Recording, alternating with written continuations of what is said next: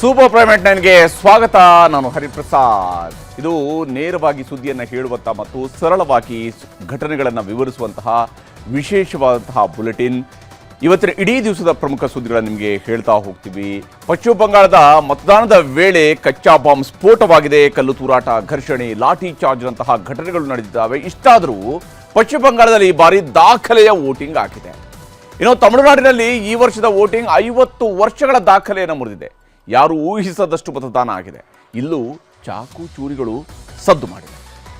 ಇನ್ನು ಮೇ 4ರ ನಂತರ ರಾಜ್ಯ ರಾಜಕೀಯದಲ್ಲಿ ಏನಾಗುತ್ತೆ? ನಾಯಕತ್ವ ಬದಲಾಗುತ್ತಾ? ಸಂಪುಟ ಪುನರ್ರಚನೆನಾ? ಈ ಪ್ರಶ್ನೆಗಳು ಕಾಡ್ತಿರುವಾಗಲೇ ಸಿಎಂ ಆಪ್ತ ಸಚಿವರ ಜೊತೆಗೆ ಸಭೆಯೊಂದನ್ನು ಮಾಡಿದ್ದಾರೆ. SSLCಯಲ್ಲಿ ಈ ಬಾರಿ ಅದ್ವಿತೀಯ ಸಾಧನೆ ಮಾಡಿದ್ದಾರೆ ನಮ್ಮ ವಿದ್ಯಾರ್ಥಿಗಳು. 7 ಜನ ಔಟ್ ಆಫ್ ಔಟ್ ತೆಗೆದಿದ್ದಾರೆ. ಈ ವರ್ಷ 94%ಕ್ಕೂ ಹೆಚ್ಚು ಫಲಿತಾಂಶ ಬಂದಿದೆ. ಹಾರ್ಮುಜ್ ಜಲಮಾರ್ಗ ಮುಚ್ಚಿ 55 ದಿನ ಆಯಿತು. ಇದರಿಂದ ಇಡೀ ಜಗತ್ತಿಗೆ ಸಂಕಷ್ಟ ಆಗ್ತಾ ಇದೆ. ಈಗ ನೋಡಿದರೆ ಇಂಟರ್ನೆಟ್ ಸಂಪರ್ಕವನ್ನು ಕೂಡ ಕಟ್ ಮಾಡೋದಕ್ಕೆ ಪ್ಲಾನ್ ಮಾಡಿದ್ದಾರೆ. ಎಲ್ಲ ಸುದ್ದಿಗಳನ್ನು ಕೂಡ ನೋಡ್ತಾ ಹೋಗೋಣ. ಇವತ್ತು ಬಹಳಷ್ಟು ಘಟನೆಗಳಿದ್ದಾವೆ. ಆದರೆ ಬಹಳ ಮುಖ್ಯವಾಗಿ SSLC ವಿದ್ಯಾರ್ಥಿಗಳ ಸಾಧನೆಯ ಬಗ್ಗೆ ಹೇಳಲೇಬೇಕು. ಯಾಕೆಂದರೆ ನಮ್ಮ ಮಕ್ಕಳು ಮಾಡಿರುವಂತಹ ಸಾಧನೆ ಅಮೋಘವಾದಂಥದ್ದು. 10ನೇ ಕ್ಲಾಸ್ನಲ್ಲಿ ಇದುವರೆಗೂ ಬರೆಯದ ಹೊಸ ದಾಖಲೆಯೊಂದನ್ನು ಈ ವರ್ಷ ಎಕ್ಸಾಮ್ ಬರೆದಿರ್ತಕ್ಕಂತಹ ವಿದ್ಯಾರ್ಥಿಗಳು ಬರೆದಿದ್ದಾರೆ. SSLCಯಲ್ಲಿ 90% ಗಡಿಯನ್ನು ದಾಟಿ 94% ಆಲ್ ಟೈಮ್ ಬೆಸ್ಟ್ ಸಾಧನೆಯನ್ನ SSLC ವಿದ್ಯಾರ್ಥಿಗಳು ಈ ಬಾರಿ ಮಾಡಿದ್ದಾರೆ. SSLCಯಲ್ಲಿ ಈ ವರ್ಷ ಹಿಂದಿಗೆ ಮಾರ್ಕ್ಸ್ ಇರುತ್ತಾ ಇರಲ್ವಾ ಅನ್ನುವಂತಹ ದೊಡ್ಡ ಗೊಂದಲ ಇದ್ದೇ ಇತ್ತು.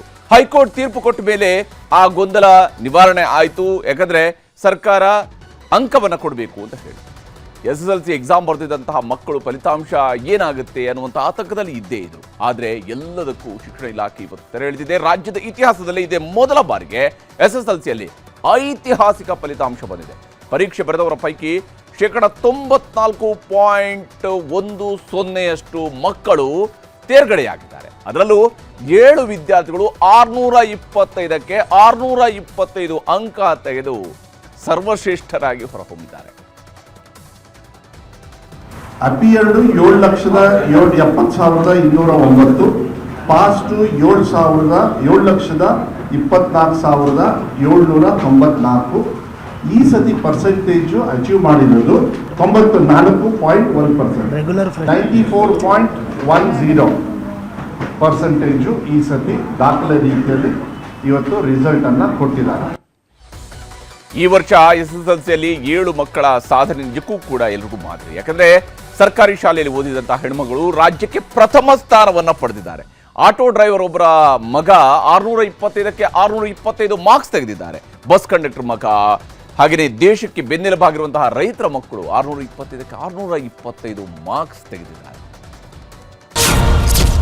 ಹೆಸರು ಪ್ರಾರ್ಥನಾ, ಊರು ಕಟಗೇರಿ, ಬೆಳಗಾವಿ. ಅಂಕ 625ಕ್ಕೆ 625. SSLC ಪರೀಕ್ಷೆಯಲ್ಲಿ ಬೆಳಗಾವಿ ಜಿಲ್ಲೆಯ ಅಥಣಿ ತಾಲೂಕಿನ ಕಟಗೇರಿ ಗ್ರಾಮದ ಸರ್ಕಾರಿ ಶಾಲೆಯ ವಿದ್ಯಾರ್ಥಿನಿ ಪ್ರಾರ್ಥನಾ ಬಿರಾದಾರ್ ಪಾಟೀಲ್ ಮಹೋನ್ನತ ಸಾಧನೆ ಮಾಡಿದ್ದಾಳೆ. ರಾಜ್ಯಕ್ಕೆ ಮೊದಲ ಸ್ಥಾನ ಬರೋ ಮೂಲಕ 625ಕ್ಕೆ 625 ಅಂಕ ಗಳಿಸಿದ್ದಾಳೆ. ಹೆಸರು ಭರತ್, ಊರು ಕಣವೆ ಬಿಳಚಿ, ದಾವಣಗೆರೆ. ಅಂಕ 625ಕ್ಕೆ 625. ದಾವಣಗೆರೆ ಜಿಲ್ಲೆಯ ಚನ್ನಗಿರಿ ತಾಲೂಕಿನ ಕಣವೆ ಬೆಳಚಿ ಗ್ರಾಮದ ರೈತನ ಮಗ ಭರತ್ 625ಕ್ಕೆ 625 ಅಂಕ ಪಡೆದಿದ್ದಾರೆ. ಹೀಗಾಗಿ ವಿದ್ಯಾರ್ಥಿಗೆ ಫೋನ್ ಮಾಡಿದ ಮಾಜಿ ಸಿಎಂ BS ಯಡಿಯೂರಪ್ಪ ಅಭಿನಂದನೆ ಸಲ್ಲಿಸಿದ್ರು. Good afternoon sir. Thank you sir. Study ಮಾಡ್ತಾ ಇದ್ದೆ ಸರ್ 5 to 6 hours. ಸ್ಕೂಲಲ್ಲಿ ಪಾಠ ಚೆನ್ನಾಗಿ ಮಾಡೋರು, ಎಲ್ಲ ಅಡ್ವೈಸ್ ಮಾಡೋರು, ಇದೇ ಓದಬೇಕು ಅಂತ ಹೇಳೋರು, ಅದನ್ನೇ ಫಾಲೋ ಮಾಡ್ತಾ ಇದ್ದೆ. ಇಲ್ಲ ಶಾಕ್ ಆಯಿತು, ಸ್ವಲ್ಪ ಎಕ್ಸ್ಪೆಕ್ಟೇಷನ್ ಇತ್ತು ಬರ್ಬೋದು ಅಂತ ಬಂದಿದ್ದೆ. ಹೆಸರು ಬೃಂದಾ, ಊರು ಚಿಕ್ಕಮಗಳೂರು. ಅಂಕ 625ಕ್ಕೆ 625. ಇನ್ನು ಚಿಕ್ಕಮಗಳೂರಿನ ಸೇಂಟ್ ಮೇರಿ ಶಾಲೆಯ ವಿದ್ಯಾರ್ಥಿನಿ ಬೃಂದಾ ಕೂಡ ರಾಜ್ಯಕ್ಕೆ ಟಾಪರ್ ಆಗಿದ್ದಾರೆ. 625ಕ್ಕೆ 625 ಅಂಕ ಪಡೆದು ಜಿಲ್ಲೆಗೆ ಹೆಸರನ್ನ ತಂದಿದ್ದಾರೆ. ಸ್ಕೂಲಿಂದ ಸಪೋರ್ಟ್, ಮ್ಯಾನೇಜ್ಮೆಂಟಿಂದ, ಟೀಚರ್ಸಿಂದ, ನಮ್ಮ ಅಪ್ಪ ಅಮ್ಮಯಿಂದ ತುಂಬ ಸಪೋರ್ಟ್ ಸಿಕ್ಕಿದೆ. ಅದು ಅವ್ರ ಕನಸು ಇಲ್ಲ ಇವತ್ತು ನನಸಾಗಿದೆ ಅಂತ ಖುಷಿ ಇದೆ ಸರ್. ಹೆಸರು ಧನುಷ್, ಊರು ಬೆಂಗಳೂರು. ಅಂಕ 625ಕ್ಕೆ 625. ಬೆಂಗಳೂರಿನ ಸದಾಶಿವನಗರದ ಪೂರ್ಣಪ್ರಜ್ಞಾ ಕಾಲೇಜಿನ ವಿದ್ಯಾರ್ಥಿ ಧನುಷ್ ದೊಡ್ಡ ಸಾಧನೆ ಮಾಡಿದ್ದಾರೆ. 625ಕ್ಕೆ 625 ಅಂಕ ತೆಗೆದು ಮಗನ ಕಂಡು ಪೋಷಕರು ಕೂಡ ಸಂತಸ ವ್ಯಕ್ತಪಡಿಸಿದ್ದಾರೆ. ಹೆಸರು ಪ್ರೀತಂ ಪೂಜಾರಿ, ಊರು ಉಡುಪಿ, ಅಂಕ 625ಕ್ಕೆ 625.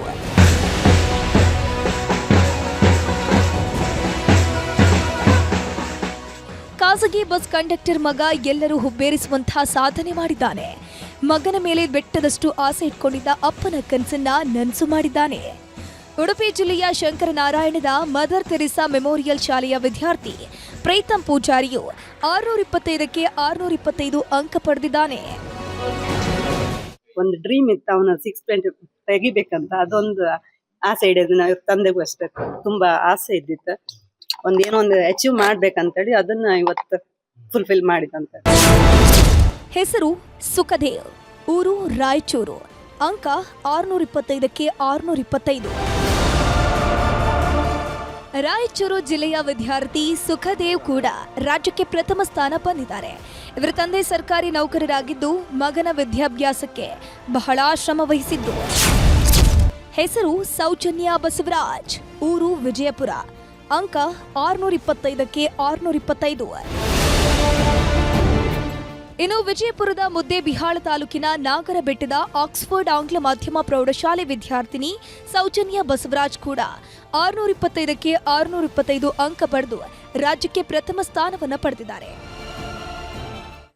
ಹೀಗೆ ರ್ಯಾಂಕ್ ಪಡೆದಿರುವಂತಹ ವಿದ್ಯಾರ್ಥಿಗಳು ಎಷ್ಟು ಸಂಭ್ರಮ ಪಡ್ತಿದ್ದಾರೋ ಅಷ್ಟೇ ಸಂಭ್ರಮ ಶಿಕ್ಷಕರಲ್ಲೂ ಇದೆ, ಶಿಕ್ಷಣ ಇಲಾಖೆಯಲ್ಲೂ ಇದೆ, ರಾಜ್ಯದ ಜನರಲ್ಲೂ ಇದೆ, ಶಿಕ್ಷಣ ಸಚಿವರಿಗೂ ಇದ್ದೇ ಇದೆ. ಇದಕ್ಕೆ ಕಾರಣ ಕಳೆದ ವರ್ಷಕ್ಕಿಂತ ಈ ವರ್ಷ SSLC ಫಲಿತಾಂಶದಲ್ಲಿ ಬಂದಿರುವಂತಹ ಶೇಕಡಾವಾರು ಫಲಿತಾಂಶ.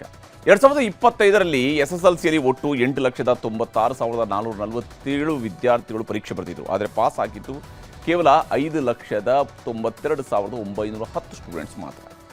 ಅಂದರೆ ಕಳೆದ ವರ್ಷದ ಫಲಿತಾಂಶ, ಒಟ್ಟು ಫಲಿತಾಂಶ ಇದ್ದು ಶೇಕಡ 66.14%. ಆದರೆ ಈ ವರ್ಷ SSLC ರಿಸಲ್ಟ್ ದಾಖಲೆ ಬರೆದಿದೆ.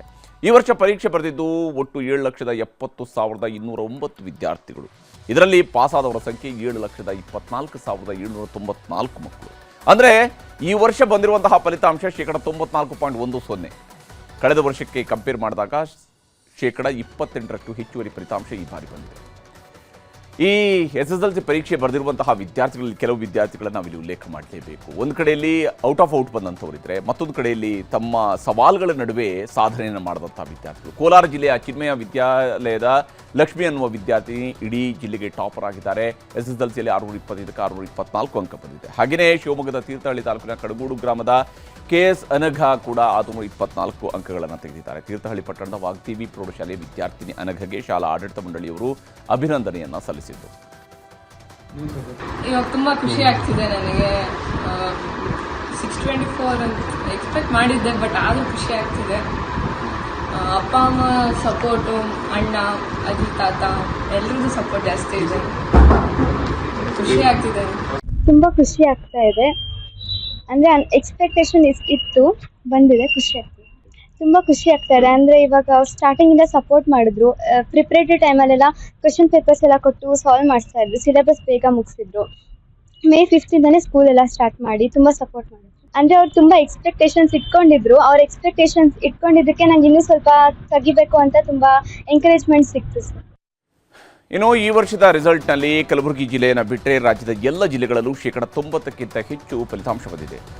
ಟಾಪ್ 5 ಜಿಲ್ಲೆಗಳನ್ನು ನೋಡೋದಾದರೆ SSLCಯಲ್ಲಿ ಟಾಪ್ 1 ನಂಬರ್ 1 ಸ್ಥಾನದಲ್ಲಿರುವ ದಕ್ಷಿಣ ಕನ್ನಡ ಜಿಲ್ಲೆ 98.40%. ಇನ್ನು ಉಡುಪಿ ಜಿಲ್ಲೆಯಲ್ಲಿ 98.18, ಉತ್ತರ ಕನ್ನಡಕ್ಕೆ 98.09, ಹಾಸನ ಜಿಲ್ಲೆ 97.51, ಮಂಡ್ಯ ಜಿಲ್ಲೆ 97.45% ಫಲಿತಾಂಶವನ್ನು ಈ ಬಾರಿ ಪಡೆದಿದೆ. ಹಾಗೆಯೇ ಅತ್ಯಂತ ಕಡಿಮೆ ಫಲಿತಾಂಶ ಬಂದಿರುವುದರಲ್ಲಿ 5 ಜಿಲ್ಲೆಗಳಿದ್ದಾವೆ. ಚಾಮರಾಜನಗರದಲ್ಲಿ 91.89, ಯಾದಗಿರಿಯಲ್ಲಿ ಕಳೆದ ವರ್ಷ ಯಾದಗಿರಿ 62% ಇತ್ತು. ಈ ಬಾರಿ ಅವರು 91.89% ಅಮೋಘ ಸಾಧನೆಯನ್ನು ಯಾದಗಿರಿ ಜಿಲ್ಲೆ ಮಾಡಿದೆ. ಬೆಂಗಳೂರು ದಕ್ಷಿಣ 91.64%, ಚಿಕ್ಕಬಳ್ಳಾಪುರ 90.88 ಹಾಗೂ ಕಲಬುರಗಿ ಕಡೆಯ ಸ್ಥಾನದಲ್ಲಿದೆ 85.06%. ಇನ್ನು SSLCಯಲ್ಲಿ ರ್ಯಾಂಕ್ ಬರೆದಿದ್ರು, ಪಾಸಾದ ಅದೆಷ್ಟು ಮಕ್ಕಳ ಸಾಧನೆ ಇದೆಯಲ್ಲ, ಅದು ನಿಜಕ್ಕೂ ಕೂಡ ಮನಸ್ಸು ಮುಟ್ಟುತ್ತೆ. ಅದಕ್ಕೆ ಒಂದಷ್ಟು ಉದಾಹರಣೆಗಳನ್ನು ನಾವು ನೋಡಬೇಕು. ಈಕೆ ಕುಸುಮ ಅನ್ನುವಂತಹ ಹುಡುಗಿ, ಈಕೆಗೆ ಬಂದಿರುವಂತಹ ಅಂಕ 374. ಆದರೆ ಈಕೆಯ ಸಾಧನೆಗೆ ಎಲ್ಲರೂ ಕೂಡ ಸಲಾಂ ಹೇಳಲೇಬೇಕು. ಕುಸುಮ ಮೂಲತಃ ಕೋಲಾರ ಜಿಲ್ಲೆಯ KGF ತಾಲೂಕಿನ ಚಿನ್ನನಾಗನಹಳ್ಳಿ ಗ್ರಾಮದವರು. ಅಪ್ಪ ಅಮ್ಮ ಕೂಲಿ ಕೆಲಸ ಮಾಡ್ತಾ ಜೀವನ ನಡೆಸ್ತಾ ಇದ್ದಾರೆ. ಆದರೆ ಪರೀಕ್ಷೆ ಟೈಮ್ ಹತ್ತಿರ ಇದ್ದಾಗಲೇ ಕುಸುಮಾಗೆ ಅಪಘಾತವಾಗಿದೆ. ಆಕೆ 2 ಕಾಲುಗಳ ಸ್ವಾಧೀನವನ್ನೇ ಕಳ್ಕೊಂಡಿತ್ತು. ಮಗಳ ಚಿಕಿತ್ಸೆಗಾಗಿ ಪೋಷಕರು ಕಿಡ್ನಿಯನ್ನೇ ಮಾರುವಂತಹ ಹಂತಕ್ಕೆ ಹೋಗಿದ್ರು. ಒಂದಷ್ಟು ದಾನಿಗಳ ನೆರವಿನಿಂದ ಹೇಗೋ ಚಿಕಿತ್ಸೆ ಸಿಕ್ತು. ಆಸ್ಪತ್ರೆಯಲ್ಲಿದ್ದಾಗಲೇ ಎಕ್ಸಾಮ್ಗೆ ಡೇಟ್ ಫಿಕ್ಸ್ ಆಯಿತು. ಛಲ ಬಿಡದ ಕುಸುಮ ಅಮ್ಮನ ಸಹಾಯ ಪಡೆದು ಆ್ಯಂಬುಲೆನ್ಸ್ನಲ್ಲಿ ಬಂದು ಪರೀಕ್ಷೆ ಬರೆಯಿತು. ಈಗ 374 ಮಾರ್ಕ್ಸ್ ಪಡೆದು ಪಾಸ್ ಆಗಿದ್ದಾಳೆ. ಆದರೂ ಈಗಲೂ ಕೂಡ ಕುಸುಮ ಆಸ್ಪತ್ರೆಯಲ್ಲಿ ಇದ್ದು 2 ಕಾಲುಗಳಿಗೂ 2ನೇ ಸಲ ಆಪರೇಷನ್ ಆಗಿದೆ. ಇನ್ನು ಇನ್ನೊಬ್ಬ ಹುಡುಗಿ ಸಭಾ ಫರೀನ್, ವಿಜಯನಗರ ಜಿಲ್ಲೆಯ ಹೊಸಪೇಟೆ ತಾಲೂಕಿನ ಮಹಾವೀರ ಶಾಲೆಯ ವಿದ್ಯಾರ್ಥಿನಿ. SSLC ಪರೀಕ್ಷೆ ಶುರುವಾಗುವಾಗ ಹೊತ್ತಿಗಾಗಲೇ ಸಭಾ ಫರೀನ್ ಅವರ ತಾಯಿ ಜುಬೇದ ಅನಾರೋಗ್ಯಕ್ಕೆ ಒಳಗಾಗಿ ಸಾವಿಗೀಡಾದರು. ಅಮ್ಮ ಯಾವಾಗಲೂ ಚೆನ್ನಾಗಿ ಓದು ಅಂತ ಹೇಳ್ತಾ ಇದ್ರಂತೆ. ಅದನ್ನೇ ತಲೆಯಲ್ಲಿ ಇಟ್ಕೊಂಡಿದ್ದಂತಹ ಸಭಾ ಎಕ್ಸಾಮ್ ಬರೆದ್ರು. ಈಗ ತಾಯಿ ಸಾವಿನ ನೋವಲ್ಲೂ ಪರೀಕ್ಷೆ ಬರೆದಿರುವಂತಹ ಸಭಾ 95% ಅಂಕ ಪಡ್ಕೊಂಡಿದ್ದಾರೆ. ಅಷ್ಟೇ ಅಲ್ಲದೆ ಇಡೀ ಶಾಲೆಗೆ ಈಕೆನೇ ಟಾಪರ್. 625ಕ್ಕೆ 596 ಅಂಕಗಳನ್ನು ಪಡೆದ ವಿದ್ಯಾರ್ಥಿನಿ ಸಭಾ ಫರೀನ್. ಹಾಗೆಯೇ ಹಾವೇರಿಯಲ್ಲಿ ಒಬ್ಬರು SSLC ಸಾಧಕಿದ್ದಾರೆ. ಈಕೆ ಹೆಸರು ಆಶಾ. ಹಾವೇರಿ ಜಿಲ್ಲೆ ರಾಣಿಬೆನ್ನೂರು ನಗರದ ನಿವಾಸಿ ಇವಳು. ಆಶಾ ಮನೆಯಲ್ಲಿ ಕಿತ್ತು ತಿನ್ನುವಂತಹ ಬಡತನ ಇದೆ. ಅಪ್ಪ ಆಟೋ ಓಡಿಸ್ಕೊಂಡು ಮಗಳನ್ನು ಚೆನ್ನಾಗಿ ಓದಿಸಿದ್ರು. ಈಗ ಆಶಾ 625ಕ್ಕೆ 585 ಮಾರ್ಕ್ಸನ್ನು ಪಡ್ಕೊಳ್ತಾರೆ. ಅಂದಾಗೆ ಪರ್ಸೆಂಟೇಜ್ ರ್ಯಾಂಕ್ ಪಡೆದವರಿಗೂ ಕೂಡ ಈಗಲೂ ಅವಕಾಶ ಇದೆ. ಇನ್ನೊಂದ್ಸಲೂ ಕೂಡ ಎಕ್ಸಾಮ್ ಕಟ್ಟಿ ಬರೆಯೋರಿಗೂ ಕೂಡ ಟೈಮ್ ಇದೆ. ಸೊ ತಯಾರಿಯನ್ನು ಮಾಡ್ಕೊಳ್ಬೇಕಾಗುತ್ತೆ. ಈಗ ಮುಂದಿನ ಸುದ್ದಿ ಕಡೆಗೆ ಹೋಗೋಣ. ಪಶ್ಚಿಮ ಬಂಗಾಳದಲ್ಲಿ ಇವತ್ತು ಮೊದಲ ಹಂತದ ಮತದಾನ ಆಯಿತು. 16 ಜಿಲ್ಲೆಗಳು 152 ಕ್ಷೇತ್ರಗಳಲ್ಲಿ ದಾಖಲೆಯ ಮತದಾನ ಆಗಿದೆ. ಅಷ್ಟೇ ಜೋರಾಗಿ ಈ ರಾಜ್ಯದಲ್ಲಿ ಹಿಂಸಾಚಾರ ಕೂಡ ನಡೆದಿದೆ. ಪಶ್ಚಿಮ ಬಂಗಾಳದ ಮುರ್ಷಿದಾಬಾದ್ ಜಿಲ್ಲೆಯ ನೌಡಾ ಗ್ರಾಮದ 152ನೇ ಮತಗಟ್ಟೆಯ ಬಳಿ ದುಷ್ಕರ್ಮಿಗಳು ಕಚ್ಚಾ ಬಾಂಬ್ ಸ್ಫೋಟಿಸಿದ್ದಾರೆ. ಘಟನೆಯಲ್ಲಿ 9 ಜನರಿಗೆ ಗಾಯಗಳಾಗಿವೆ. TMC ಅಭ್ಯರ್ಥಿ ಸಾಹಿನಾ ಮುಮ್ತಾಜ್ ಮತಕೇಂದ್ರಕ್ಕೆ ಬಂದಾಗಲೇ ಈ ಸ್ಫೋಟ ಸಂಭವಿಸಿದೆ. ಸದ್ಯಕ್ಕೆ ಗಾಯಾಳುಗಳು ಆಸ್ಪತ್ರೆಯಲ್ಲಿ ಚಿಕಿತ್ಸೆಯನ್ನು ಪಡಿತಾ ಇದ್ದಾರೆ. ಇನ್ನು ಮುರ್ಷಿದಾಬಾದ್ನಲ್ಲಿ ನಾಡಬಾಂಬ್ ಸ್ಫೋಟಕ್ಕೆ ಕಾರಣ TMC ಮತ್ತು AUGP ಪಕ್ಷಗಳ ಅಭ್ಯರ್ಥಿಗಳ ನಡುವಿನ ಹಗೆತನ. TMC ಅಭ್ಯರ್ಥಿ ಸಾಹಿನಾ ಮುಮ್ತಾಜ್ ಮತ್ತು ಆಮ್ ಜನತಾ ಉನ್ನಯನ್ ಪಕ್ಷದ ನಾಯಕ ಹುಮಾಯೂನ್ ಕಬೀರ್ ನಡುವಿನ ರಾಜಕೀಯ ಸಮರವೇ ಈ ಸ್ಫೋಟಕ್ಕೆ ಕಾರಣ ಅನ್ನುವಂಥದ್ದು ಪ್ರಾಥಮಿಕ ತನಿಖೆಯಲ್ಲಿ ಗೊತ್ತಾಗಿದೆ. ಕಚ್ಚಾ ಬಾಂಬ್ ಸ್ಫೋಟದ ಬೆನ್ನಲ್ಲೇ 2 ಪಕ್ಷಗಳ ಕಾರ್ಯಕರ್ತರು ಕೈ ಮಿಲಾಯಿಸಿದ್ರು, ಪರಸ್ಪರ ಕಲ್ಲು ತೂರಾಟ ನಡೆಸಿದ್ರು, 5ಕ್ಕೂ ಹೆಚ್ಚು ಕಾರುಗಳನ್ನು ಧ್ವಂಸ ಮಾಡಿದ್ರು, 20ಕ್ಕೂ ಹೆಚ್ಚು ಜನರಿಗೆ ಗಾಯಗಳಾಗಿವೆ. ತಕ್ಷಣ ಅಲರ್ಟ್ ಆದಂತಹ ಭದ್ರತಾ ಪಡೆಗಳು ಲಾಠಿ ಚಾರ್ಜ್ ಮಾಡಿ 20ಕ್ಕೂ ಹೆಚ್ಚು ಗಲಭೆಕೋರರನ್ನು ವಶಕ್ಕೆ ಪಡೆದರು. ಇನ್ನು ಓಡಿ ಹೋಗ್ತಿರುವ ಈ ವ್ಯಕ್ತಿ ದಕ್ಷಿಣ ದಿನಾಜ್ಪುರದ BJP ಅಭ್ಯರ್ಥಿ. ಮತಗಟ್ಟೆಯ ಬಳಿಯಲ್ಲಿ TMC ಕಾರ್ಯಕರ್ತರು ಗಲಾಟೆ ಮಾಡ್ತಾ ಇದ್ರು ಅಂತ ಸ್ಥಳಕ್ಕೆ ಬಂದರು. ಆದರೆ BJP ಅಭ್ಯರ್ಥಿ ಮೇಲೆ ಹಲ್ಲೆಗೆ ಪ್ರಯತ್ನಿಸಿದರು. ಎದ್ನೋ ಬಿದ್ನೋ ಅಂತ ಭದ್ರತಾ ಸಿಬ್ಬಂದಿ ಜೊತೆಗೆ BJP ಅಭ್ಯರ್ಥಿ ಓಡಿ ಹೋದರು. ಜೊತೆಯಲ್ಲಿ ಭದ್ರತಾ ಸಿಬ್ಬಂದಿ ಇದ್ರೂ ಕೂಡ ಅವ್ರನ್ನ ಅಟ್ಟಾಡಿಸ್ಕೊಂಡು ಹೋಗಿ ಹಲ್ಲೆ ಮಾಡಿದ್ದಾರೆ. ಇನ್ನು ಅಸನ್ಸೋಲ್ ದಕ್ಷಿಣ ವಿಧಾನಸಭಾ ಕ್ಷೇತ್ರದಲ್ಲಿ BJP ಅಭ್ಯರ್ಥಿ ಅಗ್ನಿಮಿತ್ರ ಪಾಲ್ ಅವರ ಕಾರಿನ ಮೇಲೆ ದಾಳಿ ನಡೆಸಲಾಗಿದೆ. ಇಟ್ಟಿಗೆಗಳು ಮತ್ತು ಕಲ್ಲುಗಳನ್ನು ಎಸೆದು ಕಿಟಕಿ ಗಾಜುಗಳನ್ನು ಪುಡಿ ಮಾಡಿದ್ದಾರೆ. ಮತ್ತು ವಿಶೇಷವಾಗಿ TMC ಅವರದ್ದೇ ಕೈವಾಡ ಅನ್ನುವಂಥದ್ದು ಅಗ್ನಿಮಿತ್ರ ಪಾಲ್ ಅವರು ಮಾಡಿರುವಂತಹ ನೇರ ಆರೋಪ. ಗೋರಾ ಮಹಲ್ನ 234ನೇ ಬೂತ್ ಪರಿಶೀಲನೆಗೆ TMC ಅಭ್ಯರ್ಥಿ ಚಂದನ್ ಮಂಡಲ್ ಅವರು ಬಂದಿದ್ದರು. ಆದರೆ ಮತಗಟ್ಟೆಯಲ್ಲಿ ಕಳ್ಳ ಓಟು ಹಾಕಿಸೋದಕ್ಕೆ ಬಂದಿದ್ದಾರೆ ಅಂತ BJP ಅವರು ಗಲಾಟೆ ಮಾಡಿದರು. ಕೊನೆಗೆ ಅಕ್ಕಪಕ್ಕದ ಹಳ್ಳಿಯವರು ಕೂಡ ಸೇರಿಕೊಂಡರು. ಪರಿಸ್ಥಿತಿ ಕೈ ಮೀರ್ತಾ ಇದ್ದಂತೆ TMC ನಾಯಕ ಚಂದನ್ ಬೈಕ್ ಹತ್ತಿ ಹೋಗ್ತಿದ್ದಾಗ ಜನ ಥಳಿಸಿರುವಂತಹ ಘಟನೆಯೂ ಕೂಡ ಇಲ್ಲೂ ನಡೆದಿದೆ. TMC ಅಭ್ಯರ್ಥಿಗೂ ಕೂಡ ಹೊಡೆದಿದ್ದಾರೆ. ಇನ್ನು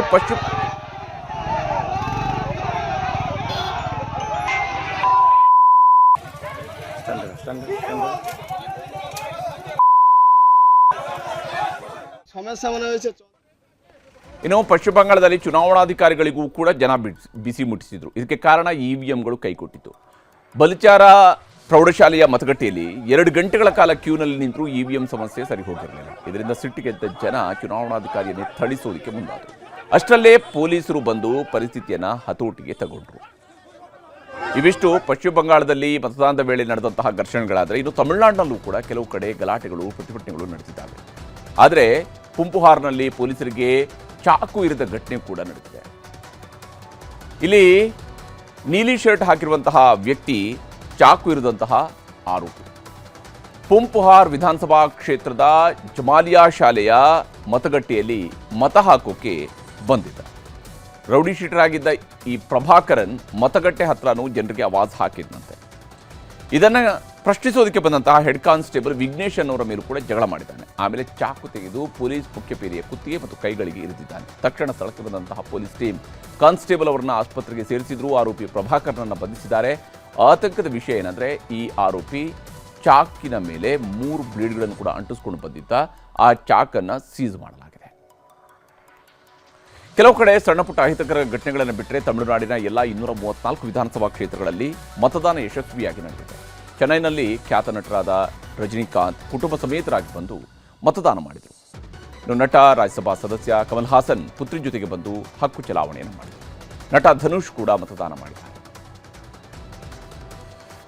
ಹಾಗೆಯೇ ಖ್ಯಾತ ಸಂಗೀತ ನಿರ್ದೇಶಕ ಇಳೆರಾಜ, ನಟ ಸೂರ್ಯ, ಜ್ಯೋತಿಕಾ, ಹೀಗೆ ಸಾಕಷ್ಟು ಮಂದಿ ಸೆಲೆಬ್ರಿಟಿಗಳು ಇವತ್ತು ವೋಟ್ ಮಾಡಿದ್ದಾರೆ. ಬಾಹುಬಲಿ ಕಟ್ಟಪ್ಪ, ನಟ ಸತ್ಯರಾಜ್ ಅವರು ಕೂಡ ಹಕ್ಕು ಚಲಾಯಿಸಿದರು. ಚೆನ್ನೈನಲ್ಲಿ ಬಹುಭಾಷಾ ನಟಿ ತ್ರಿಷಾ, ಡಿಎಂಕೆ ನಾಯಕಿ ಕನ್ನಿಮೋಳಿ, ಮಾಜಿ ಸಿಎಂ ಜಯಲಲಿತಾ ಅವರ ಆಪ್ತಗಳತಿ ಶಶಿಕಲಾ ಕೂಡ ವೋಟಿಂಗ್ ಮಾಡಿದ್ದಾರೆ. ಇನ್ನು ತಮಿಳುನಾಡಿನಲ್ಲಿ ಈ ಸಲ ಡಿಎಂಕೆ ಪಕ್ಷದ ನಾಯಕ ಹಾಲಿ ಸಿಎಂ ಎಂಕೆ ಸ್ಟಾಲಿನ್ ಮತ್ತೆ ಅಧಿಕಾರಕ್ಕೆ ಬರುವಂತಹ ವಿಶ್ವಾಸವನ್ನು ವ್ಯಕ್ತಪಡಿಸಿದ್ದಾರೆ. ಬಿಜೆಪಿ ಜೊತೆಗೆ ಮೈತ್ರಿ ಮಾಡಿಕೊಂಡಿರುವ ಅಣ್ಣಾ ಡಿಎಂಕೆ ನಾಯಕ ಎಡಪ್ಪಾಡಿ ಪಳನಿಸ್ವಾಮಿ ಕೂಡ ಈ ಬಾರಿ ನಾವೇ ಸರ್ಕಾರ ನಡೆಸ್ತೀವಿ ಅನ್ನುವಂಥ ವಿಶ್ವಾಸವನ್ನು ಹೊಂದಿದ್ದಾರೆ. ಹಾಗೆ ಟಿವಿಕೆ ಪಕ್ಷದ ನಾಯಕ ಹಾಗೂ ನಟ ವಿಜಯ್ ದಳಪತಿ ಕೂಡ ಅಧಿಕಾರಕ್ಕೆ ಬರುವಂತಹ ಆಶಾಭಾವನೆಯಲ್ಲಿದ್ದು ಎಲ್ಲರೂ ತಮ್ಮ ಮತ ಚಲಾವಣೆಯನ್ನು ಮಾಡಿದ್ದಾರೆ. ಇನ್ನು ಮತಪಟ್ಟಿ ಪರಿಷ್ಕರಣೆಯ ಬಳಿಕ ನಡೆದಂತಹ ಈ ಚುನಾವಣೆಯಲ್ಲಿ 2 ರಾಜ್ಯಗಳಲ್ಲೂ ಕೂಡ ದಾಖಲೆಯ ಮತದಾನ ನಡೆದಿದೆ. ಅದರಲ್ಲೂ ತಮಿಳುನಾಡಿನಲ್ಲಿ 1977ನೇ ವರ್ಷದಿಂದ ಇದುವರೆಗೂ ದಾಖಲೆಯ ಮತದಾನ ಇವತ್ತು ನಡೆದಿದೆ. ಪಶ್ಚಿಮ ಬಂಗಾಳದಲ್ಲಿ ಹಾಗೂ ತಮಿಳುನಾಡಿನಲ್ಲಿ ನಡೆದಿರುವಂತಹ ಮತದಾನದ ವಿವರ ಇದು. ಸಂಜೆ 7 ಗಂಟೆಯ ಹೊತ್ತಿಗೆ ಸಿಕ್ಕಿರುವಂತಹ ವಿವರದ ಪ್ರಕಾರ ತಮಿಳುನಾಡಿನಲ್ಲಿ 84.73 ಹಾಗೂ 91.83% ಮತದಾನ ಪಶ್ಚಿಮ ಬಂಗಾಳದಲ್ಲಿ ನಡೆದಿದೆ. ಇನ್ನು ಪಂಚರಾಜ್ಯಗಳ ಚುನಾವಣೆ ಆಗ್ತಾ ಇದ್ದಂತೆಯೇ ರಾಜ್ಯದಲ್ಲಿ ಕುರ್ಚಿ ಕಂಪನ ಆಗುತ್ತೆ ಅಂತ ಕಾಂಗ್ರೆಸ್ನವರೇ ಭವಿಷ್ಯವನ್ನು ನುಡಿತಾ ಇದ್ರು. ಈಗ ಅದು ನಿಜವಾಗ್ತಿದೆಯಾ ಅನ್ನುವಂಥದ್ದು ಒಂದು ಅನುಮಾನ ಕಾಡೋದಕ್ಕೆ ಶುರುವಾಗಿದೆ. ಯಾಕಂದರೆ ಕಳೆದ 15 ದಿವಸಗಳಿಂದ ವಿಶೇಷವಾಗಿ ಕಾಂಗ್ರೆಸ್ನಲ್ಲಿ 2 ಮುಸ್ಲಿಂ ನಾಯಕರ ವಿರುದ್ಧ ಕ್ರಮ ಕೈಗೊಂಡಿರುವ ವಿಚಾರದ ಬಗ್ಗೆ ಬಹಳ ಸೈಲೆಂಟ್ ಆಗಿರುವ ಮುಖ್ಯಮಂತ್ರಿ ಸಿದ್ದರಾಮಯ್ಯನವರು ಆಪ್ತ ಸಚಿವರ ಜೊತೆಗೆ ಒಂದು ಸಭೆ ನಡೆಸಿದ್ದಾರೆ. ಯಾರಿಗೂ ಸುಳಿವು ನೀಡದೆ ಮುಖ್ಯಮಂತ್ರಿ ಸಿದ್ದರಾಮಯ್ಯನವರು ಅತ್ಯಾಪ್ತ ಸಚಿವರ ಜೊತೆಗೆ ರಾತ್ರಿ ಸಭೆಯನ್ನು ನಡೆಸಿದ್ದಾರೆ. ನಿನ್ನೆ ರಾತ್ರಿ ಬೆಂಗಳೂರಿನ ಕನಿಂಗಹ್ಯಾಮ್ ರಸ್ತೆಯಲ್ಲಿರುವಂತಹ ಸಚಿವ ಭೈರತಿ ಸುರೇಶ್ ಅವರ ಫ್ಲ್ಯಾಟ್ನಲ್ಲಿ ಈ ಸೀಕ್ರೆಟ್ ಸಭೆ ನಡೆದಿದೆ. ರಾತ್ರಿ 8ರಿಂದ 11:30ರವರೆಗೆ ಈ ಸಭೆಯನ್ನು ನಡೆಸಲಾಗಿದ್ದು, ಎಲ್ಲ ಸಚಿವರು ಭದ್ರತಾ ವಾಹನಗಳನ್ನು ಬಿಟ್ಟು ಖಾಸಗಿಯಾಗಿ ಹೋಗಿ ಸಭೆಯನ್ನು ನಡೆಸಿರುವಂಥದ್ದು. ಮೇ 4ರಂದು ಉಪಚುನಾವಣೆಯ ಫಲಿತಾಂಶದ ಜೊತೆಗೆ 5 ರಾಜ್ಯಗಳ ರಿಸಲ್ಟ್ ಕೂಡ ಬರುತ್ತಾ ಇದೆ. ಆಮೇಲೆ ರಾಜ್ಯ ಕಾಂಗ್ರೆಸ್ನಲ್ಲಿ ಬದಲಾವಣೆಗಳು ಆಗಬಹುದೇನೋ ಅನ್ನುವಂತಹ ಮಾತುಕತೆಗಳು ಕೂಡ ನಡೀತಾ ಇದ್ದಾವೆ. ಈ ಹೊತ್ತಿನಲ್ಲಿ ಈ ಸಭೆ 10 ಚರ್ಚೆಗಳನ್ನು ಹುಟ್ಟುಹಾಕಿದೆ. ಮುಖ್ಯವಾಗಿ ನಿನ್ನೆ ಯಾವೆಲ್ಲ ನಾಯಕರು ಈ ಸಭೆಯಲ್ಲಿ ಭಾಗಿಯಾಗಿದ್ರು ಅನ್ನೋದನ್ನು ನೋಡಬೇಕು. ಮುಖ್ಯಮಂತ್ರಿ ಸಿದ್ದರಾಮಯ್ಯನವರ ನೇತೃತ್ವದಲ್ಲಿ ಸಭೆ ನಡೆದಿದೆ. ಹಾಗೆಯೇ ಭೈರತಿ ಸುರೇಶ್ ಅವರ ಫ್ಲ್ಯಾಟ್ನಲ್ಲಿ ಈ ಸಭೆ ನಡೆದಿದ್ದರಿಂದಾಗಿ ಅವರು ಕೂಡ ಇದ್ದರು. ಅವರು ಕೂಡ ಸಿಎಂ ಅವರ ಅತ್ಯಾಪ್ತರು. ಡಾಕ್ಟರ್ ಜಿ ಪರಮೇಶ್ವರ್ ಗೃಹ ಸಚಿವರು ಅವರು ಬಂದಿದ್ದರು. ಡಾಕ್ಟರ್ ಎಸ್ ಸಿ ಮಹದೇವಪ್ಪ ಅವರು ಬಂದಿದ್ದರು, ಸಮಾಜ ಕಲ್ಯಾಣ ಸಚಿವರು. ಸತೀಶ್ ಜಾರಕಿಹೊಳಿ ಅವರು ಇದ್ದರು, ಲೋಕೋಪಯೋಗಿ ಸಚಿವರು. ಮೊನ್ನೆಯಿಂದಲೂ ಕೂಡ ಅವರು ಅಲ್ಪಸಂಖ್ಯಾತ ಸಮುದಾಯದ ನಾಯಕರ ಮೇಲೆ ಕ್ರಮ, ಅದರ ಬಗ್ಗೆ ನಾವು ಸಂಧಾನ ಮಾಡ್ತಿದ್ದೀವಿ ಅಂತೇಳೆಲ್ಲ ಓಡಾಡ್ತಾ ಇದ್ರು. ಇನ್ನು ಯಾರ ಮೇಲೆ ತೂಗುಗತ್ತಿದೆಯೋ ಅದೇ ಸಚಿವರಾಗಿರುವಂತಹ ಜಮೀರ್ ಅಹಮದ್ ಖಾನ್ ವಸತಿ ಸಚಿವರು, ಜೊತೆಗೆ ಆರೋಗ್ಯ ಸಚಿವರಾಗಿರುವಂತಹ ದಿನೇಶ್ ಗುಂಡೂರಾವ್ ಹಾಗೂ ಮಾಜಿ ಸಚಿವ KN ರಾಜಣ್ಣ ಇವರು ಮುಖ್ಯಮಂತ್ರಿಯವರ ಮೌನವನ್ನು ಪ್ರಶ್ನಿಸ್ತಾ ಇದ್ದರು. ಇವರೆಲ್ಲರೂ ಕೂಡ ಈ ಸಭೆಯ ಭಾಗವಾಗಿದ್ದರು. ಇಷ್ಟು ನಾಯಕರು ನಿನ್ನೆ ಸರಿಸುಮಾರು 3-3.5 ಗಂಟೆಗಳ ಕಾಲ ನಡೆಸಿರುವಂಥ ಸಭೆಯಲ್ಲಿ ಏನೆಲ್ಲ ಚರ್ಚೆಗಳನ್ನು ಮಾಡಿದರು ಅನ್ನೋದನ್ನು ಕೂಡ ನಾವು ಗಮನಿಸಬೇಕು. ಪ್ರಮುಖವಾಗಿ ಸಿಎಂ ಕುರ್ಚಿ ಕಚ್ಚಾಟ, KPCC ಅಧ್ಯಕ್ಷದ ಪಟ್ಟದ ಬಗ್ಗೆಯೂ ಕೂಡ ಇಲ್ಲಿ ಚರ್ಚೆಗಳನ್ನು ನಡೆಸಲಾಗಿದೆ. ಸಂಪುಟ ಪುನರಚನೆ, ವಾಲ್ಮೀಕಿ ಮುಸ್ಲಿಂ ಸಮುದಾಯದ ಮುನಿಸಿನ ಬಗ್ಗೆಯೂ ಕೂಡ ಪ್ರಸ್ತಾಪ ಮಾಡಲಾಗಿದೆ. ಕಾಂಗ್ರೆಸ್ ಪಕ್ಷದಲ್ಲಿ ಕೆಲವು ವಿಚಾರಗಳಲ್ಲಿ ಕೆಲವು ನಾಯಕರು ಏಕಪಕ್ಷೀಯವಾಗಿ ನಿರ್ಧಾರಗಳನ್ನು ಕೈಗೊಳ್ಳುತ್ತಿದ್ದಾರೆ, ಇದು ಸರಿಯಲ್ಲ ಅನ್ನುವಂಥದ್ರ ಬಗ್ಗೆ ಚರ್ಚೆ ನಡೆಸಿದ್ದಾರೆ. ಕಾಂಗ್ರೆಸ್ ಪಕ್ಷದ ಹಿರಿಯರ ಅನುಭವಗಳಿಗೆ ವಿರುದ್ಧವಾಗಿ ನಿರ್ಧಾರಗಳನ್ನು ಕೈಗೊಳ್ಳಲಾಗ್ತಾ ಇದೆ ಅನ್ನುವಂತಹ ಬೇಸರವನ್ನು ಕೂಡ ಹೊರಹಾಕಿದ್ದಾರೆ. ಇನ್ನು ಸಿಎಂ ಅವರೇ ಮೌನವಾಗಿದ್ದರೆ ಪಕ್ಷದ ಹಿರಿಯರ ಅಸ್ತಿತ್ವಕ್ಕೂ ಹಿರಿಯ ನಾಯಕರ ಅಸ್ತಿತ್ವಕ್ಕೂ ಕುತ್ತು ಬರುತ್ತೆ. ಹೀಗೆ ನಡೆದರೆ 2028ರ ಚುನಾವಣೆಯ ವೇಳೆ ಪ್ರತಿಕೂಲವಾದಂತಹ ಪರಿಣಾಮಗಳನ್ನು ನಾವು ಎದುರಿಸಬೇಕಾಗತ್ತೆ. ಒಂದು ವೇಳೆ ಸಮುದಾಯಗಳು ನಮ್ಮ ವಿರುದ್ಧ ಮುನಿಸ್ಕೊಂಡ್ರೆ, ಲೈಕ್ ಮುಸ್ಲಿಂ ಸಮುದಾಯದಂಥವ್ರು ಮುನಿಸ್ಕೊಂಡ್ರೆ, ಕಾಂಗ್ರೆಸ್ ನಂಬಿಕೊಂಡಿರುವಂತಹ ಮತ ಬ್ಯಾಂಕ್ ಛಿದ್ರವಾಗುತ್ತೆ. ಹೀಗಾಗಿ ಪಕ್ಷದೊಳಗೆ ಆಗಿರುವ ಎಲ್ಲ ಬೆಳವಣಿಗೆಗಳ ಬಗ್ಗೆ ಮುಖ್ಯಮಂತ್ರಿಗಳಾಗಿ ನೀವು ತಕ್ಷಣ ಎಂಟ್ರಿ ಕೊಡಲೇಬೇಕು, ನೀವು ಮಧ್ಯಪ್ರವೇಶ ಮಾಡಲೇಬೇಕು ಅನ್ನುವಂಥ ಮನವಿಯನ್ನು ಮಾಡಿದ್ದಾರೆ. ಇದೇ ವೇಳೆ ಸಿದ್ದರಾಮಯ್ಯನವರು ಮೌನ ಮುರಿದರೆ ಪಕ್ಷದೊಳಗಿನ ಏನೆಲ್ಲ ಬೆಳವಣಿಗೆಗಳು ಆಗ್ತವೆ, ಪ್ರತಿಪಕ್ಷದವರಿಗೆ ಹೇಗೆಲ್ಲ ಲಾಭಗಳು ಆಗಬಹುದು ಅನ್ನೋ ಬಗ್ಗೆಯೂ ಕೂಡ ನಾಯಕರು ಮಾತುಕತೆಯನ್ನು ನಡೆಸಿದ್ದಾರೆ ಅಂತ ಗೊತ್ತಾಗ್ತದೆ. ಇಲ್ಲಿ ಸಿಎಂ ಮತ್ತು ಸಚಿವರ ಮಧ್ಯೆ ಖಾಸಗಿ ಸಭೆ ನಡೆದಿದ್ದು ನಿಜ ಅಂತ ಲೋಕೋಪಯೋಗಿ ಸಚಿವ ಸತೀಶ್ ಜಾರಕಿಹೊಳಿ ಅವರು ಕೂಡ ಸ್ಪಷ್ಟನೆ ಕೊಟ್ಟರು. ರಾಜಕೀಯ ಚರ್ಚೆಗಳಾಗಿವೆ ಅಂತ ಸಿಂಗಲ್ ಲೈನಲ್ಲೇ ಉತ್ತರವನ್ನು ಕೊಡ್ತಾನೆ ಅವರು ಇನ್ನೊಂದು ಮಾತನ್ನು ಹೇಳಿದ್ದಾರೆ. ಬಹಳ ಮುಖ್ಯವಾಗಿ ಸತೀಶ್ ಜಾರಕಿಹೊಳಿ ಅವರು ಪ್ರಸ್ತಾಪ ಮಾಡಿರುವುದು, ನೀವು ಮಧ್ಯಪ್ರವೇಶ ಮಾಡಬೇಕು ಅಂತೇಳಿ ನಾವೆಲ್ಲರೂ ಕೂಡ ಹೇಳಿದ್ದೀವಿ ಅನ್ನೋಂಥ ಮಾತನ್ನು ಹೇಳಿದ್ದಾರೆ. ಕೆಲ ಜನ ಸೇರಿದ್ದು ನಿಜ. ರಾಜಕೀಯ ವಿದ್ಯಮಾನಗಳು ಮತ್ತೆ ಚರ್ಚೆ ಮಾಡೋದ್ರಲ್ಲಿ ರಾಜಕೀಯ ಸುಮಾರೆಲ್ಲ ಸೀನಿಯರ್ ಮಿನಿಸ್ಟ್ರಿ ಎಲ್ಲ ಎಲ್ಲರೂ ಇನ್ನು ನೋಡ್ಬೇಕು. 4 ನಂತರ ಏನಾಗ್ತೈತೆ ಏನು ಹೇಳ್ತಾರೆ ಗೊತ್ತಿಲ್ಲಲ್ಲ.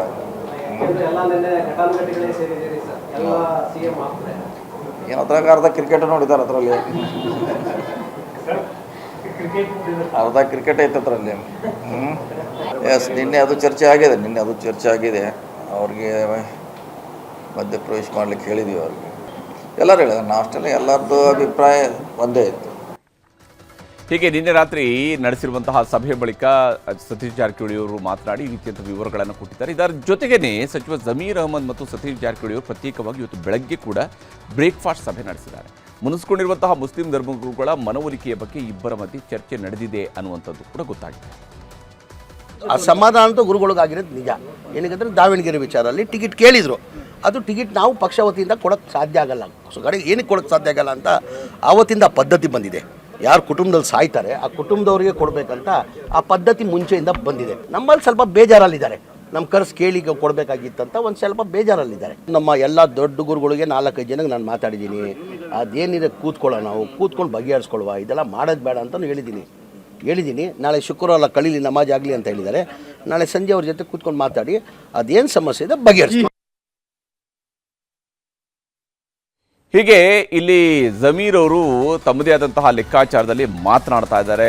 ಕೆಪಿಸಿಸಿ ಅಧ್ಯಕ್ಷ ಉಪಮುಖ್ಯಮಂತ್ರಿ ಡಿ ಕೆ ಶಿವಕುಮಾರ್ ಅವರು ಕೂಡ ದೆಹಲಿಯಲ್ಲಿದ್ದಾರೆ. ದೆಹಲಿಯಲ್ಲಿ ಹೈಕಮಾಂಡ್ ನಾಯಕರ ಜೊತೆಗೆ ಅವರು ಕೂಡ ಸಭೆಯನ್ನು ಮಾಡಿದ್ದಾರೆ. ಇಲ್ಲಿ ಸಿಎಂ ನಡೆಸಿರುವಂತಹ ಸಭೆ ಮತ್ತು ದೆಹಲಿಯಲ್ಲಿ DCM ಮಾಡಿರುವಂತಹ ಸಭೆ ಇವೆಲ್ಲವೂ ಕೂಡ ಬಹಳಷ್ಟು ಕುತೂಹಲಕ್ಕೆ ಕಾರಣ ಆಗಿರುವಂಥದ್ದು.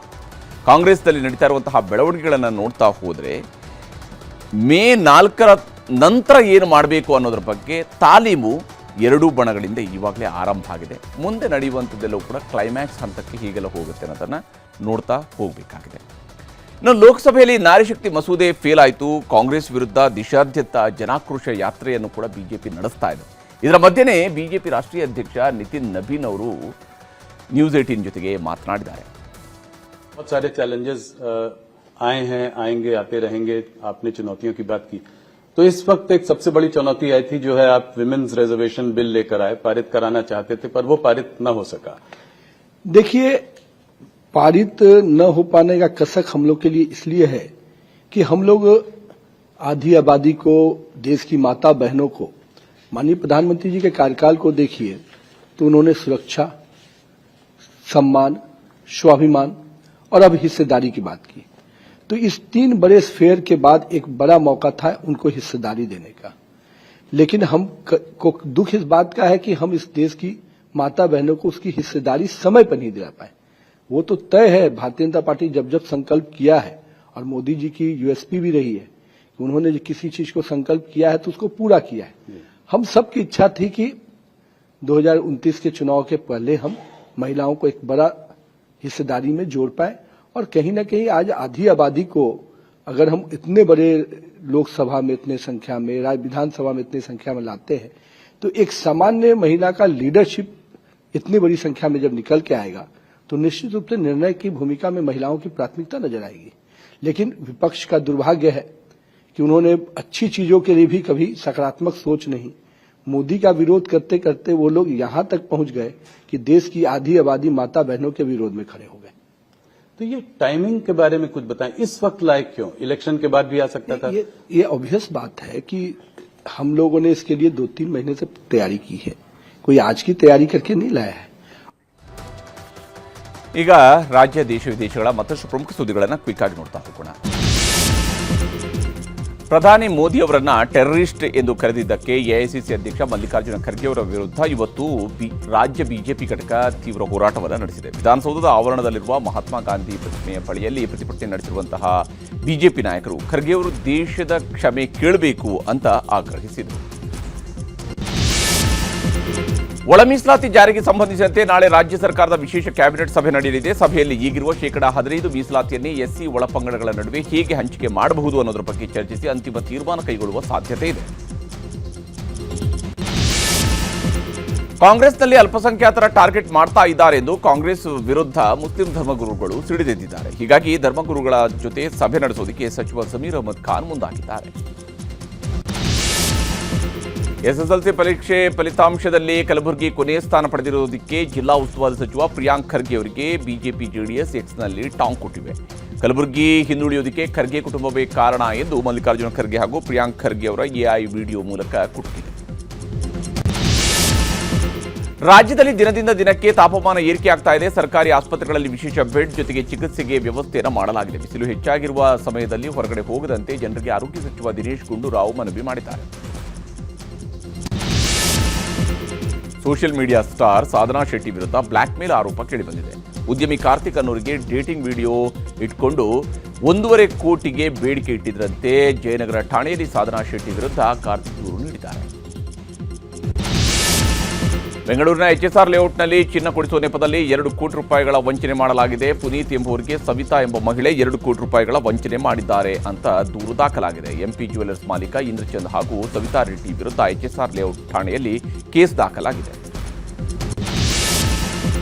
ಜಿಬಿಎಯ ಹಿರಿಯ ಅಧಿಕಾರಿ ಹೆಸರಲ್ಲಿ ಸೈಬರ್ ಕಳ್ಳರು ವಂಚನೆ ಮಾಡಿದ್ದಾರೆ. ಪೂರ್ವ ನಗರ ಪಾಲಿಕೆ ಆಯುಕ್ತ ರಮೇಶ್ ಹೆಸರಲ್ಲಿ ವಂಚನೆ ಮಾಡಲಾಗಿದೆ. ಹೆಸರು, ಹುದ್ದೆ, ಭಾವಚಿತ್ರ ಬಳಸಿ ಹಣಕ್ಕೆ ಬೇಡಿಕೆ ಇಟ್ಟಿದ್ದಾರೆ. ಎಚ್ಚೆತ್ತ ಅಧಿಕಾರಿ ಸೈಬರ್ ಕ್ರೈಮ್ಗೆ ದೂರು ದಾಖಲಿಸಿದ್ದು ಎಫ್ಐಆರ್ ದಾಖಲಾಗಿದೆ. ಬೆಂಗಳೂರಿನ ಕಾಡಗ್ರಹಾರದಲ್ಲಿ ಗುಜರಿ ಗೋದಾಮಿನಲ್ಲಿ ಅಗ್ನಿ ದುರಂತ ಸಂಭವಿಸಿದೆ. ಇದರಿಂದ 10 ಕಿಲೋಮೀಟರ್ ವರೆಗೂ ಕೂಡ ದಟ್ಟ ಹೊಗೆ ಆವರಿಸಿತ್ತು. ಅಗ್ನಿಶಾಮಕ ದಳದವರು ಬೆಂಕಿ ನಂದಿಸುವುದಕ್ಕೆ ಹರಸಾಹಸ ಪಟ್ಟರು. ಪಶ್ಚಿಮ ಬಂಗಾಳದ 2ನೇ ಹಂತದ ಮತದಾನದ ಕ್ಷೇತ್ರಗಳಲ್ಲಿ ಪ್ರಚಾರ ಬಹಳ ಅಬ್ಬರದಿಂದ ಸಾಗಿದೆ. ಹೌರಾದಲ್ಲಿ ಪ್ರಧಾನಮಂತ್ರಿ ಮೋದಿ ಇವತ್ತು ರೋಡ್ ಶೋ ನಡೆಸಿದರು. ರಾಮಕೃಷ್ಣ ಮಿಷನ್ನ ಪ್ರಧಾನ ಕಚೇರಿಗೂ ಕೂಡ ಭೇಟಿ ನೀಡಿದಂತಹ ಪ್ರಧಾನಮಂತ್ರಿಯವರು ಶ್ರೀಗಳ ಜೊತೆಗೆ ಸಂವಾದ ನಡೆಸಿದರು. ರಾಮಕೃಷ್ಣ ಪರಮಹಂಸರ ಪೀಠಕ್ಕೆ ಪ್ರಧಾನಿ ಮೋದಿ ನಮನ ಸಲ್ಲಿಸಿದರು. ಅಮೆರಿಕದ ಬೆದರಿಕೆಗಳೇ ಶಾಂತಿ ಮಾತುಕತೆಗೆ ಅಡ್ಡಿಯಾಗ್ತಿವೆ ಅಂತ ಇರಾನ್ ಅಧ್ಯಕ್ಷ ಮಸೂದ್ ಪೆಜಿಶ್ಕಿಯಾನ್ ಹೇಳಿದ್ದಾರೆ. ಟ್ರಂಪ್ ವಿರುದ್ಧ ವಾಗ್ದಾಳಿ ನಡೆಸಿರುವ ಮಸೂದ್ ಪೆಜಿಶ್ಕಿಯಾನ್ ನಿಮ್ಮ ಕಪಟತನ ಮತ್ತು ನಡವಳಿಕೆಗಳನ್ನು ಇಡೀ ಜಗತ್ತು ಗಮನಿಸುತ್ತಿದೆ ಎಂದು ಕಿಡಿಕಾರಿದ್ದಾರೆ. ಇರಾನ್ಗೆ ಡೊನಾಲ್ಡ್ ಟ್ರಂಪ್ ಒತ್ತಡ ಹೇರ್ತಾ ಇದ್ದು, ಇದಕ್ಕೆ ಇರಾನ್ ಕೇರ್ ಮಾಡದೆ ಕೊಲ್ಲಿ ರಾಷ್ಟ್ರಗಳಿಗೆ ಶಾಕ್ ಕೊಡೋದಕ್ಕೆ ಸ್ಕೆಚ್ ಹಾಕಿದೆ. ಹಾರ್ಮೋಜ್ ಜಲಸಂಧಿಯ ತಳಭಾಗದಲ್ಲಿ ಹಾದು ಹೋಗಿರುವ 1000 ಕಿಲೋಮೀಟರ್ ಉದ್ದದ ಇಂಟರ್ನೆಟ್ ಕೇಬಲ್ಗಳನ್ನು ಕಟ್ ಮಾಡಲು ಸಿದ್ಧತೆಯನ್ನು ನಡೆಸ್ತಾ ಇದೆ ಅಂತ ಹೇಳಲಾಗಿದೆ. ಇಸ್ರೇಲ್, ಅಮೆರಿಕ ಮತ್ತು ಇರಾನ್ ಮಧ್ಯೆ ಯುದ್ಧ ನಿಲ್ಲಿಸಲು ಪಣ ತೊಟ್ಟಿರುವ ಪಾಕಿಸ್ತಾನ ಗಣ್ಯರಿಗೆ ಭದ್ರತೆ ನೀಡುವ ನೆಪದಲ್ಲಿ ಇಸ್ಲಾಮಾಬಾದ್ನಲ್ಲಿ 10 ದಿನಗಳಿಂದ ಅಘೋಷಿತ ಲಾಕ್ಡೌನ್ ಜಾರಿ ಮಾಡಿದೆ. ಪಾಕ್ ಸರ್ಕಾರದ ನಿರ್ಬಂಧಗಳಿಂದಾಗಿ ಅಲ್ಲಿನ ಜನರು ತೀವ್ರ ಸಂಕಷ್ಟಕ್ಕೆ ಸಿಲುಕಿದ್ದಾರೆ.